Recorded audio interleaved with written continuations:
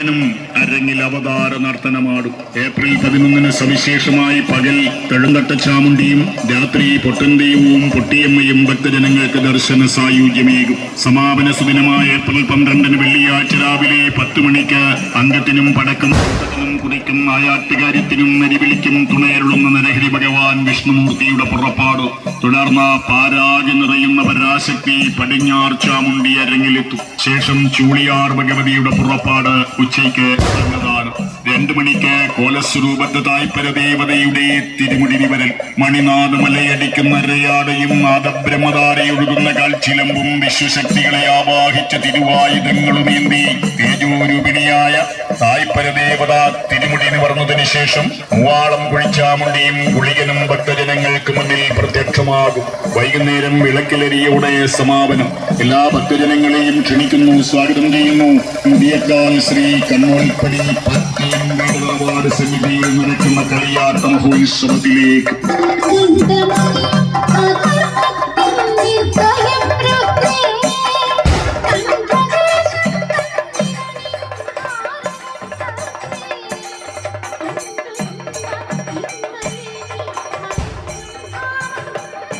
ഭക്തജനങ്ങളെ, നൂറ്റാണ്ടുകൾക്ക് മുമ്പ് ബ്രാഹ്മണരാൽ ആരാധിക്കപ്പെട്ട ദേവതകൾ കുടികൊള്ളുന്ന പുണ്യവസുന്ധരയിലാണിന്ന് യാദവ കുലജാതരിൽ പേരുകൊണ്ടും പിനിമ കൊണ്ടും ഏറെ പ്രശസ്തമായ കണ്ണോൽപ്പടി പാറ്റേൻ വീട് തറവാട് സ്ഥിതി ചെയ്യുന്നത്.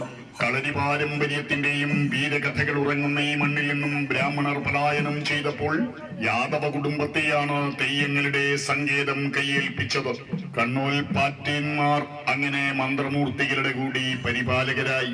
ഇതേ സമയം നോമ്പൽ പുഴക്കടുത്ത് വസിച്ച കളനാട് പാറ്റേന്മാർ പടിഞ്ഞാറ്റേൽ ചാമുണ്ടിയെയും ലോകനാഥനായ വിഷ്ണുമൂർത്തിയെയും ആരാധിച്ചു വന്നു. കാലാന്തരത്തെ കളനാട് പാറ്റേന്മാർ നാടൊഴിഞ്ഞു.